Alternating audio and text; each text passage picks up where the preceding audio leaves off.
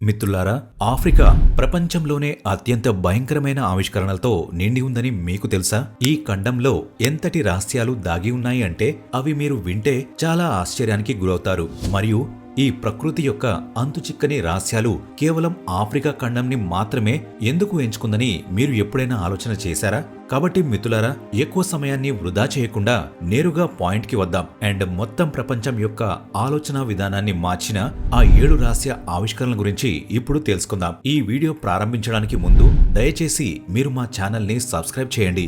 అలాగే ఈ వీడియోకి లైక్ కొట్టడం మర్చిపోకండి. హోమో నాలెడి.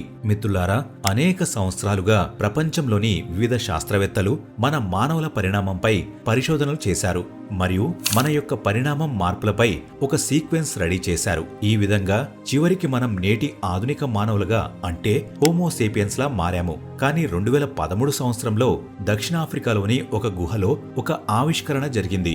ఇది మానవ పరిణామ క్రమంలో వేలాది ప్రశ్నలను లేవనెత్తడం ప్రారంభించింది. ఎందుకంటే ఇది ఎవరూ కలలో కూడా ఊహించని ఒక న్యూ స్పీసీస్ యొక్క మానవుల ఆవిష్కరణ. శాస్త్రవేత్తలు ఈ స్పీసీస్ కి హోమో నలెడి అని పేరు పెట్టారు. శాస్త్రవేత్తలు హోమో నలెడి స్పీసీస్ యొక్క బోన్స్ పై పరిశోధన చేసినప్పుడు అది ఆదిమ మరియు అధునాతన లక్షణాలను కలిగి ఉందని వారు కనుగొన్నారు. ఈ జాతి మానవులైన మన పూర్వీకులకు సమాంతరంగా జీవిస్తున్నారని సూచిస్తుంది. అండ్ ఈ హోమో నలేడి స్పీసీస్ ని అత్యంత ప్రత్యేకం చేసేది వారి చిన్న సైజు మెదడు. ఎందుకంటే మన మెదడుతో పోల్చి చూస్తే 1/3 ఉంటుంది. కానీ మనం వారి చేతులు మరియు కాళ్ల నిర్మాణంపై శ్రద్ధ వహిస్తే ఈ వ్యక్తులు సంక్లిష్టమైన పనులను చేయగల సామర్థ్యాన్ని కలిగి ఉన్నారని చూపిస్తుంది. కానీ మిత్రులారా, ఈ జాతికి చెందిన చాలా మంది వ్యక్తులు ఒకే చిన్న గుహలో ఎలా మరణించారనేది ఇప్పటికీ మిస్టరీగా మిగిలిపోయింది. Alien sky blue stone. మిత్రులారా, గ్రహాంతరవాసులు ఉన్నారు అని ఈ సిద్ధాంతానికి ఈ నీలిరంగులో ఉన్న రాళ్లు మద్దతు ఇస్తున్నాయి. యాక్చువల్లీ వీటిని ఏలియన్ స్కై బ్లూ స్టోన్స్ అని కూడా అంటారు. 1990లో ఇటాలియన్ జియాలజిస్ట్ మరియు ఆర్కియాలజిస్ట్ ఏంజెలో పిటోని పశ్చిమ ఆఫ్రికాలోని సియరా లియోన్లో పనిచేస్తున్న పూలా ప్రజల నుండి ఈ నీలిరాళ్లను పొందారు. యాక్చువల్లీ ఈ రాళ్లను ఆకాశం నుంచి వచ్చిన వ్యక్తులు తమకు ఇచ్చారని పూలా తెగ ప్రజలు తెలిపారు. అందువల్ల ఏంజెలో పిటోని ఈ రాళ్లను పరిశోధన కోసం యూరోపియన్ ల్యాబ్ కు పంపారు. అక్కడ అందరూ ఈ నీలిరాయిని చూసి ఆశ్చర్యపోయారు. ఎందుకంటే ఈ రాళ్లలో తయారు చేయబడిన మినరల్ అసలు మన భూమిపై ఉన్న ఏ ఖనిజంతోనూ మ్యాచ్ అవడం లేదు. ఇది కాకుండా వేలాది పరీక్షలు చేసినప్పటికీ ఈ రాళ్ల రంగు ఎందుకు నీలం రంగులో ఉన్నాయని పరిశోధకులు కనుగొనలేకపోయారు. దీనితో పాటు ఈ రాళ్లు విపరీతమైన వేడికి లేదా యాసిడ్ ద్వారా విచ్ఛిన్నం కావనే ప్రత్యేకతను కూడా కలిగి ఉన్నాయి. సో మిత్రులారా, ఇప్పుడు మీరేమనుకుంటున్నారో మాకు కామెంట్ సెక్షన్ లో కామెంట్స్ ద్వారా చెప్పండి. ఈ రాళ్లను నిజంగా గ్రహాంతరవాసులు భూమికి పంపారా, లేదా ఈ రాళ్ల వెనుక ఉన్న వాస్తవాన్ని అర్థం చేసుకునేంత మన సైన్స్ ఇంకా అభివృద్ధి చెందలేదా? డైనోసార్ ఎంబెరోసారస్ రాతి.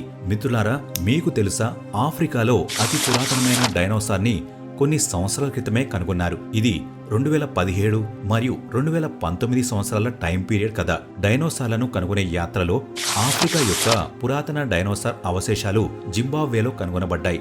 దీనికి ఎంబెరోసారస్ రాతి అని పేరు పెట్టబడింది. దాని వెనుక వేరే కథ ఉంది. అయితే ఇప్పుడు మన ప్రధాన విషయానికి వద్దాం. యాక్చువల్లీ ఈ ఎంబెరోసారస్ రాతి కనుగొన్న తర్వాత జురాసిక్ కాలంలో జింబాబ్వే చాలా డైనోసార్లకు నిలయంగా ఉందని శాస్త్రవేత్తలు భావించవలసి వచ్చింది. అండ్ మనం ఈ ఎంబెరోసారస్ రాతి యొక్క లక్షణాల గురించి మాట్లాడినట్లయితే అది ఒక చిన్న శాకాహార డైనోసార్. దీని ఎత్తు 6 అడుగులు మరియు బరువు సుమారు 28 కిలోలు. అలాగే దాని పొడవాటి మెడను ఉపయోగించి చెట్ల ఆకులను తినేది. డెడ్ బ్లే. మిత్రులారా, ఒళ్ళు గగుర్లు పుట్టించే ఈ ఎండిన చెట్లను ఒక్కసారి చూడండి. నమీబియా ఎడారిలో లోతుగా కనిపించే ఈ పురాతన చెట్లు రాత్రిపూట ఎవరినైనా ఖచ్చితంగా భయపెడతాయి. కానీ మిత్రులారా, నేటి నుండి 900 సంవత్సరాల క్రితం ఇక్కడ పచ్చదనం మరియు జీవం ఉండేదని నేను మీకు చెబితే మీరు నమ్ముతారా? కానీ ఇది వాస్తవం. నిజానికి మిత్రులారా, కాలక్రమేణా ఇక్కడ వాతావరణం పొడిగా మారింది. ఇది ఎడారిని విస్తరించడానికి అవకాశం ఇచ్చింది మరియు ప్రతి సంవత్సరం పచ్చదనంతో నిండిన ఈ అందమైన ప్రదేశం ఎండుతూ గగురుపాటు కలిగించే ప్రదేశంగా మారింది. అండ్ నాకు తెలిసి మీలో కొందరికి ఒక సందేహం రావచ్చు. అది ఏంటి అంటే 900 సంవత్సరాలలో ప్రతిదీ నాశనమైనప్పుడు ఈ చెట్లు ఇంకా ఎందుకు డీకంపోజ్ అవ్వలేదు? అయితే మిత్రులారా, శాస్త్రవేత్తల ప్రకారం ఇక్కడ వాతావరణం ఎంత కఠినంగా మారింది అంటే అది ఈ చెట్లను కుళ్ళిపోనివ్వదు. మరియు ఈ చెట్లను చూస్తున్నప్పుడు నాలో మన భూమిపై రోజురోజుకి కాలుష్యం పెరిగిపోతోంది, రానున్న 100 ఏళ్లలో మన వాతావరణ పరిస్థితి ఎలా ఉంటుందని ఆలోచించేలా విచారంతో పాటు భయం కలిగిస్తుంది. Eye of Sahara and lost city of Atlantis. మౌరిటానియాలోని సహారా ఎడారి మధ్యలో నిర్మించిన ఈ నీలికన్ను లాంటి నిర్మాణం భౌగోళిక అద్భుతాలతో పోలిస్తే తక్కువేం కాదు. 50 కిలోమీటర్ల వ్యాసంలో విస్తరించి ఉన్న ఈ కంటిలాంటి నీలిరంగు నిర్మాణం ఇప్పటికీ శాస్త్రవేత్తలను ఎవరు నిర్మించి ఉండవచ్చు లేదా ఎలా నిర్మించబడి ఉండవచ్చని ఆశ్చర్యపోయేలా చేస్తుంది.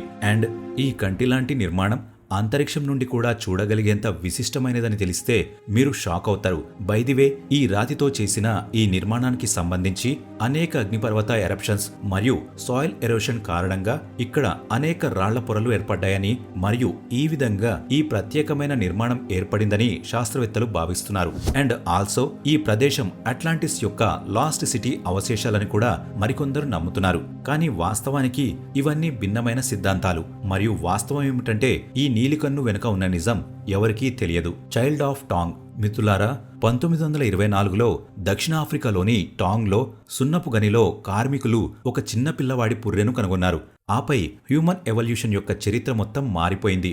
నిజానికి మిత్రులారా, ఆస్ట్రేలియన్ అనాటమిస్ట్ మిస్టర్ రేమండ్ డాట్ టాంగ్లోని కార్మికులు కనుగొన్న పిల్లల పుర్రెను అధ్యయనం చేయడం ప్రారంభించాడు. మరియు అతని అధ్యయనం తర్వాత మిస్టర్ రేమండ్ డాట్ ఈ పుర్రె 2.8 మిలియన్ సంవత్సరాల క్రితం ఆఫ్రికాలో జీవించిన మన పూర్వ మానవ పూర్వీకులకు చెందినదని సమాచారం ఇచ్చాడు. అండ్ రేమండ్ డాట్ ఈ న్యూ హ్యూమన్ స్పీసీస్ కి ఆస్ట్రలోపెథికస్ ఆఫ్రికన్స్ అని పేరు పెట్టారు. ఈ ఇన్ఫర్మేషన్ మొత్తం ప్రపంచంలో ప్రకంపనలు సృష్టించింది. ఎందుకంటే ఆ సమయంలో మన పూర్వీకులు ఐరోపాలో జన్మించారని నమ్ముతారు.